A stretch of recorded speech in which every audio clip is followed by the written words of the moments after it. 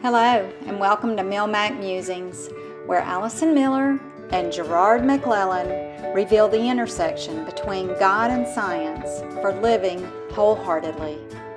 Now on to the podcast. Welcome to MilMac Musings. We're here today, and this is my partner Allison and myself, Gerard. And we want to continue on with sexual abuse, as we mentioned in the last episode. For particular research, we both read a story last night. We'd like to articulate some of the facts to you. And it was about a powerful businessman who was very wealthy, and it was about his children. And the fact of the matter was there was some sexual abuse that was involved in it. And as the story goes, there are a couple of half-brothers and sisters, I should say one sister, and as she was moving forward, she did have an incident where she was raped, and how that began. Would you like to go forward, or want me to continue with the story? Yeah, well, she was raped by her half-brother. She had no idea that was going to happen to her. She was just doing something nice for him at the request of her father. Right. And she went in to offer him what she had baked for him, and he immediately he pretended to be sick is what Right. he did, and so she was taking him something to feel better, and he immediately threw that aside and began attacking her. Right. He had, I guess, for a long time watched her, seen her, thought of her beauty, and developed a strong sense of, lust in, right. That's in exactly his heart what for it was, her. lust, right? Yeah, and so he did rape her, and after he raped her, and during the time that he was raping her, she was pleading with him not to do that. Mm-hmm. And she was also telling him, hey, if you go to my dad and talk to him, I'm sure he'll say we can get married. But please don't do this. And he did it anyway. Right. And he asserted his will over what she wanted. Yes, Absolutely. he did. He forced her Mm-hmm. to do that. And then the sadder part, of course, that is very sad, and it's very violent and invasive to this young, 15-year-old girl. Yeah. But even more so was that after he raped her, he basically just sent her away and told her he wanted nothing more to do with her. Her other brother, had actually organized this happening. He's the one that told the half brother, hey, this is how you do this, get her in there and do this Right. way. And I'm not laughing at the situation. It is heartbreaking.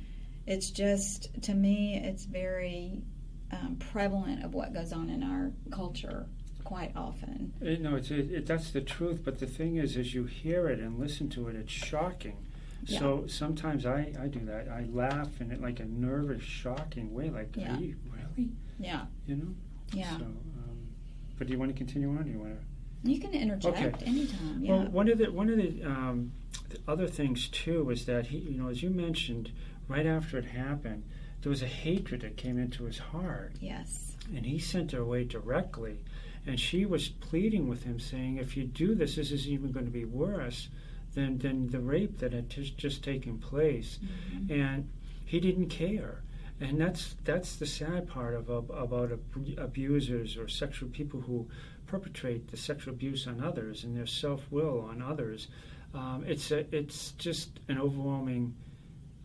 it's overwhelming on their emotions as they move forward, because they are just doing exactly what they want. They have no care about anybody else. And the other thing that's important about that is they don't believe other people will believe them. Right. Meaning, like, the perpetrator will say to the victim, nobody's going to believe. And that's what he was doing. He sent her away. Right. And he did it in a way that looked like the other people would say was something happening there, and it must have been her fault. Mm-hmm. And it's such a sad state of affairs as to what that happens in today's culture and society. And the the turmoil and brokenness and the sadness of the situation, she never overcame it. Right. She lived that way because she never had anybody to help her with the safety aspect, never had anybody to help her with just being secure. And we've talked about this so much in our podcast, is the believing aspect. Right. Nobody believed her, and nobody was understanding of her. And one of her other brothers who did finally hear about it, he obviously became very angry. Mm-hmm. But his way of handling was, don't say anything. Yeah, just don't talk about it. Right. Don't tell anyone about it. It's over. It's done. Move on in your life. Right. And just don't even have any feelings about it. Just Right. move on. Right. It's almost like she was just invisible. Mm-hmm. Nobody cared about her. Nobody cared. It was all about, what's this going to look like for our family? Yeah. It's not about what just happened to you. How can we help you? Yeah, and you said, her father was a very wealthy man. Mm-hmm. He had a successful business. And when he found out, he really did not do anything. He basically cared more about his own reputation Right. and what people would think about him versus protecting his daughter or trying to take initiative to do something to help her Right. to heal from what had happened. That's the shocking aspect of it all. Right. Just as I said before, how invisible she was, and her feelings and her brokenness and everything she was going through, all those emotions of it, and she was basically outcast. She was just an outcast, imagine going to tell your father this, Yeah. and you're expecting somebody who's important and you've looked up to and who is wealthy and who has a lot of power. You would think that he would be the one to help you, Yes. being your father. Yeah.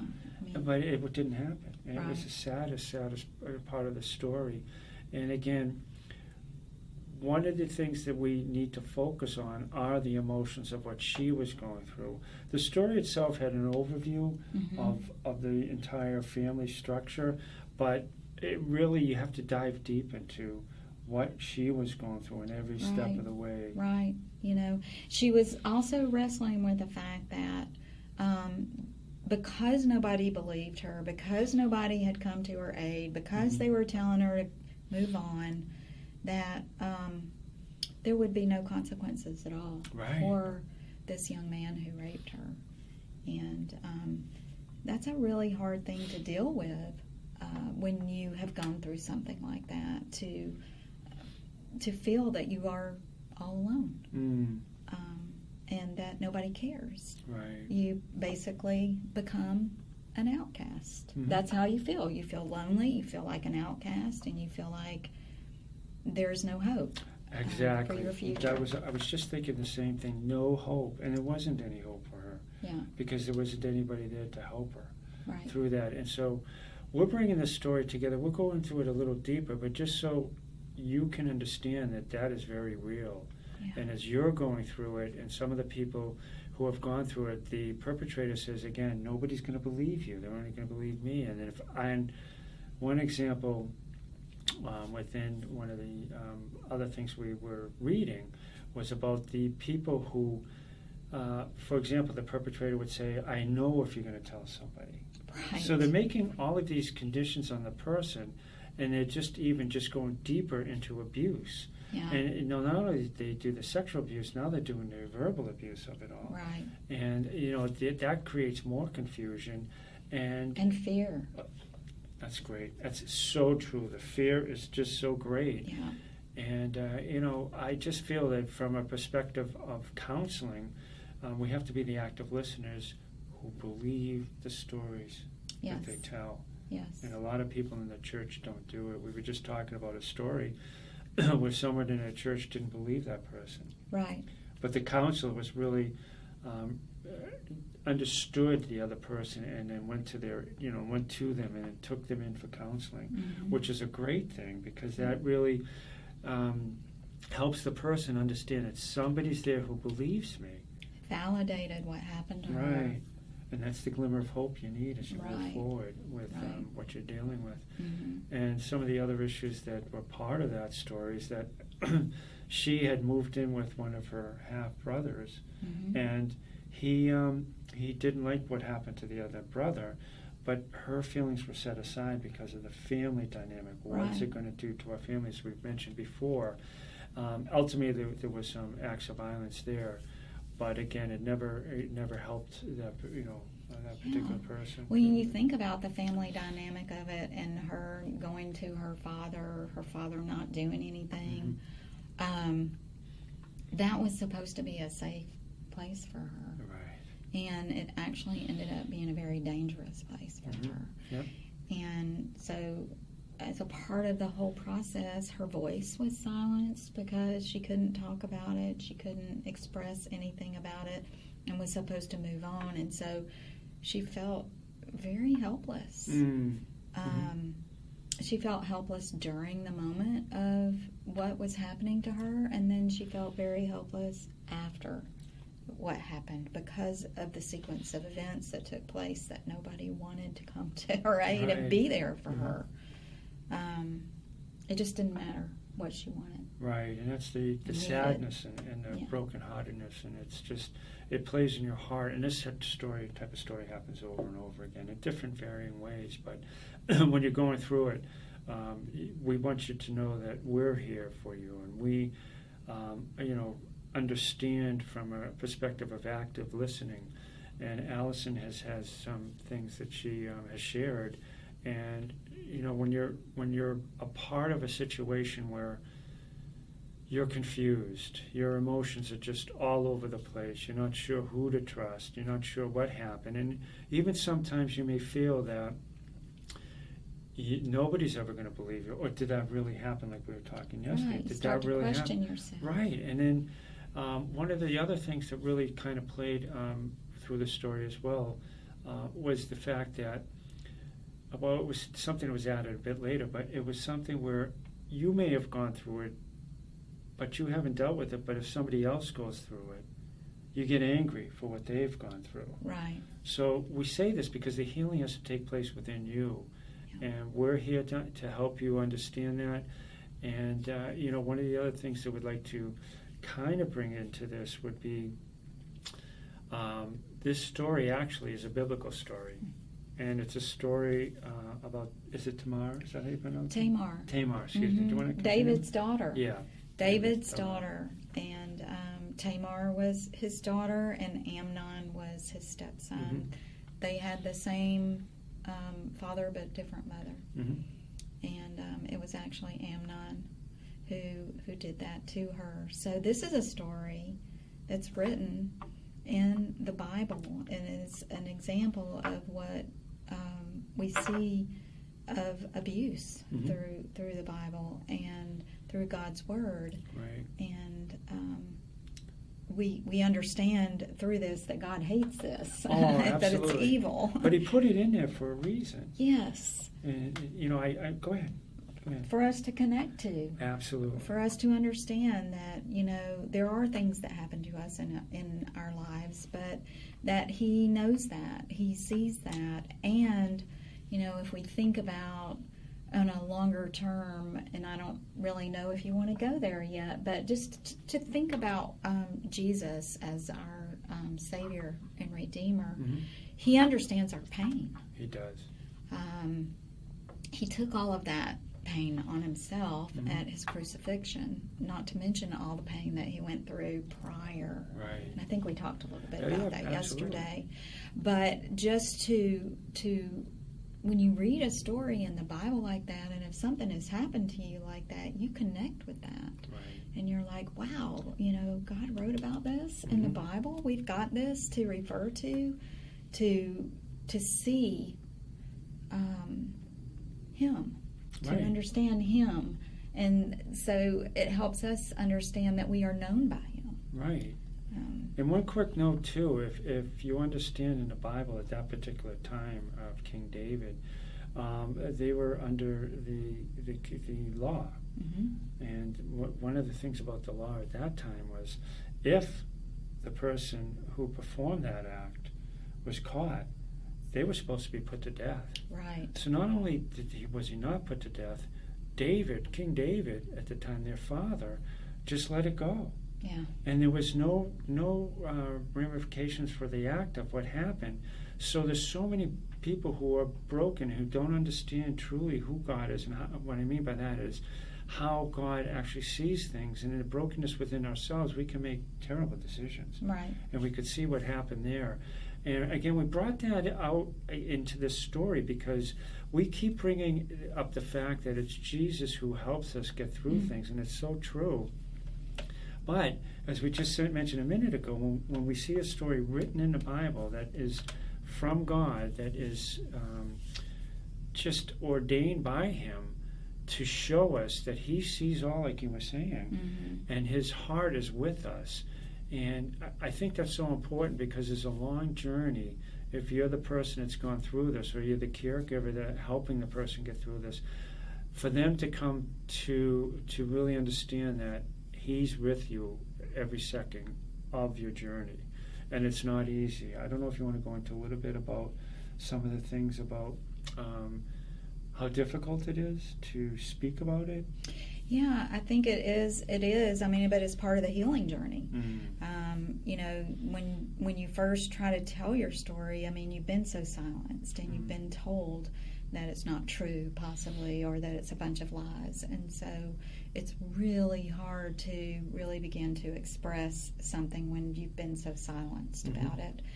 But the thing about telling your story is there's a way to do it, and it's a process of doing it, and it's not that you have to blurt everything out all at one time, but what it actually does is begin to heal you. By you telling your story and really understanding what happened to you, and why it happened to you, and not that you will fully ever understand all of that, you begin to heal from that, and you begin to see things from a newer understanding, and you begin to do things through speaking. First of all, you're speaking, and you've been silent, so now you're speaking your story, and you're actually creating something new in your life that you haven't done before. So as you begin to do that, you're really, what you're doing is creating renewal in your life. And not only is our story told, just like this story in the Bible, when we tell our story, how that helped us, when we tell our story, other people connect with that, and it helps them to heal as well. One of the things that, just to go a bit further, is when you're able to come to that place of healing, and again, it is a process, and it's not easy, but you can do it. And I think once you start taking the baby steps to move forward, the process just becomes a bit easier in a way that you can see you're putting things on paper, you're speaking it out. But other people, when you get to the other side of healing, or getting close to the healing part of your journey, you in turn will want to help other people as well. And again, we said that yesterday, it's discipleship of knowing the hurts, knowing the confusion, knowing the unprocessed emotions, knowing the fact that you're trying to forget it, and it's unfortunately not the way that it ever helps in future relationships, or even inside yourself. The turmoil that you're going through is very difficult. And again, the silence of it all. You're internally going through this. Right. And that's a very difficult thing. And the silence, you can even do it to yourself. But again, it's not going to help because it can come out at any time in any given situation. What I mean by that is your emotions can come out in a way that maybe other people don't quite understand what's going on. And the healing is not there. So that's why these steps are important. Or at least the initial steps are important for the beginning of healing. They are. And you know, as a part of the healing process, as you're telling your story, writing your story, learning about what's really happening in your life as a result of what's happened in your life. Right. Okay, so there are things that happen in our present that are from our past, and so I mean they have names, they're triggers and flashbacks, but we begin to understand and see what those are about in our lives. We get this new perspective of why, just the deep brokenness of people, period, and that this has come from a very evil place. Right. And so we're able to kind of navigate through and have a clearer understanding but also to really, I guess I would say, put into practice new ways of doing things, of managing. I call it managing our emotions. It's really more of just learning what emotions are coming up and learning how to navigate through those emotions from a healthier perspective, because we all have, at some level, people have had trauma in their lives. I think it said that like 90% of It's almost everybody. people have. So some is more complex than others.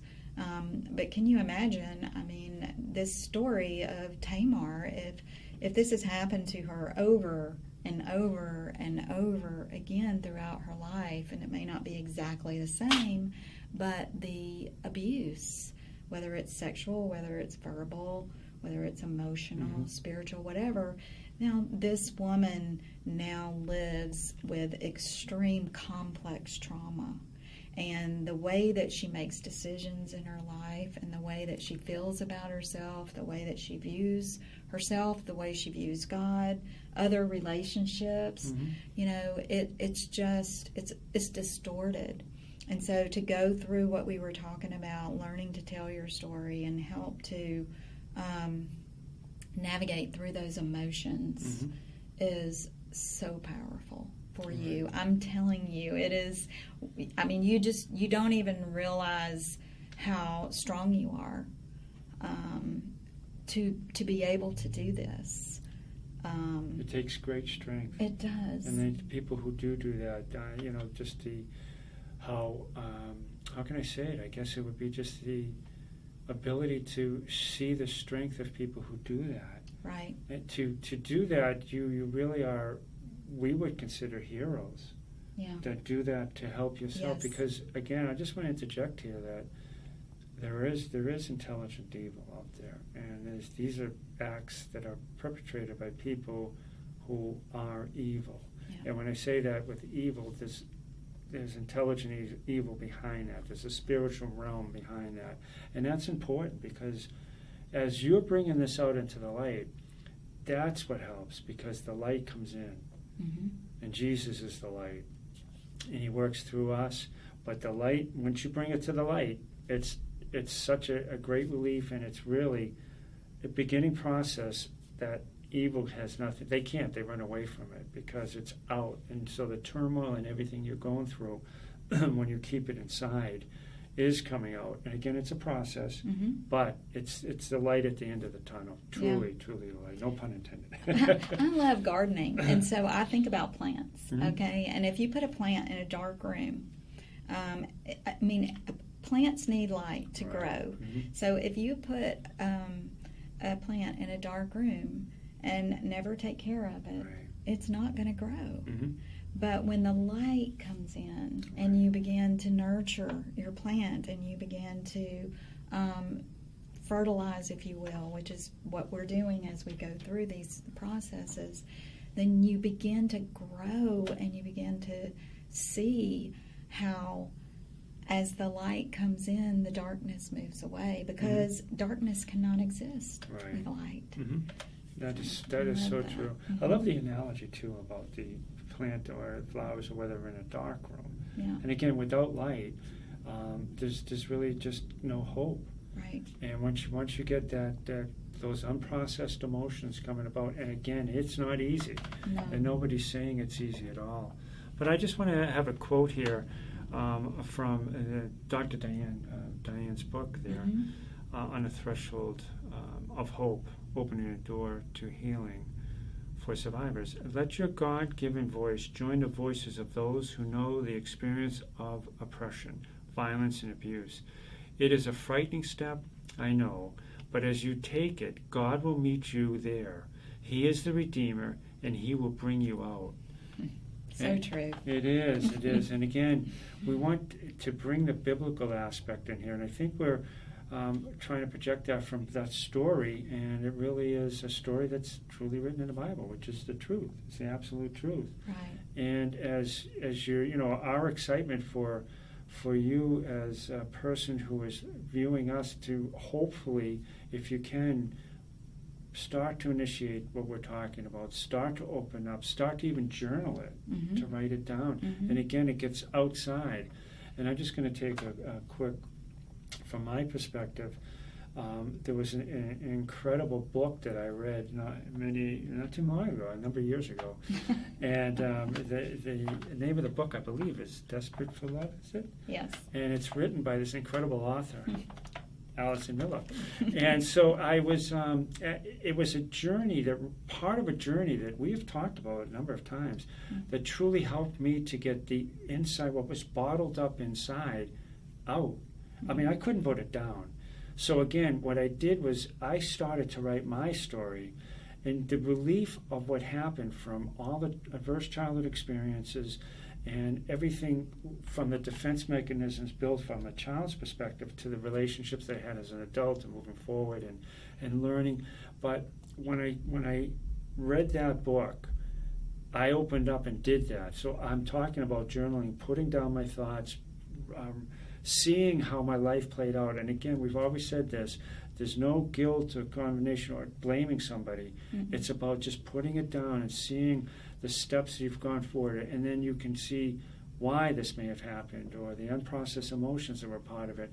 But it's a start. And when I did that, it was almost like a boulder off my shoulders, because I could just start to see and bring it out into the light.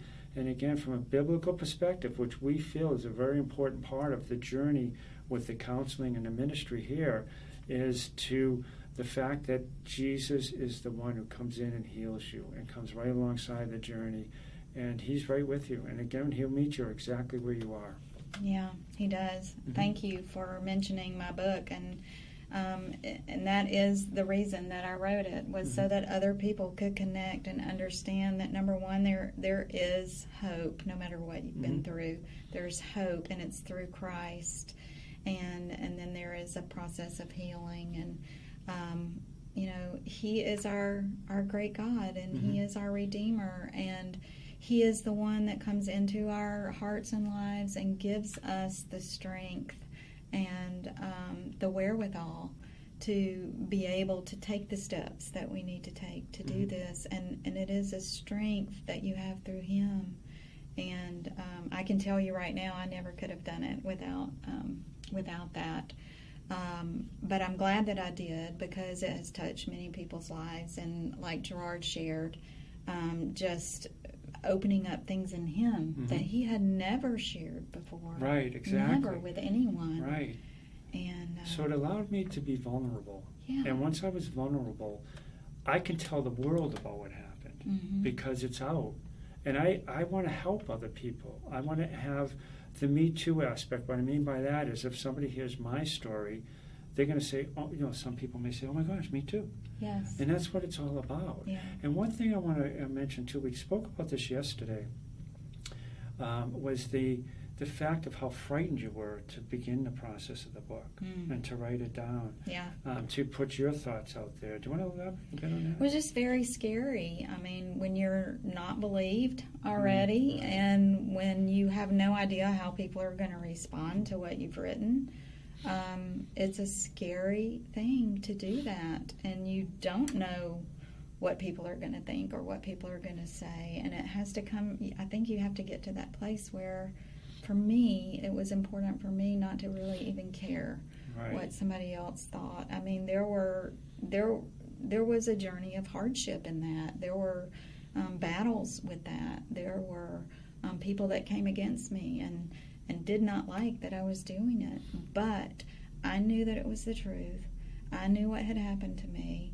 I knew that it could help other people, and I knew that through Christ I had received the power to be healed. And so I knew that I wanted that for other people, and I know how many people are out there going through the same things.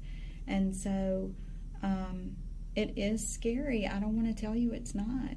I mean, and I think if you know that already, you can embrace that and understand that it's going to be that way.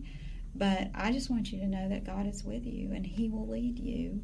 And just having a loving, safe community of people around you to help you in that is probably one of the best things that you can have. Right. Mm-hmm. And we are more than willing to walk that journey with you as well. Yes, we are. And we're just so happy that you've taken the time to view the podcast and listen to our stories, because we truly, that's our heart. That's what God does. Once you bring things to the light, He'll help you bring everything together for the greater good. Yes. You know, and it's just an amazing... For His glory. For His glory. and that's just the most wonderful thing. He loves us so much. And again, that's really, truly part of the process to be healed, whole, and healthy. Yes, it is. Do you have anything else you'd like to add? Okay. Okay. Well, Just thank you. Thank you for taking the time to listen to us. Yeah. We truly appreciate that, because we know you could be listening to other podcasts and so forth, but we're so happy that you have decided to join us, and we just hope that you continue. And if you have any questions, please feel free to reach out to milmacmusings@gmail.com.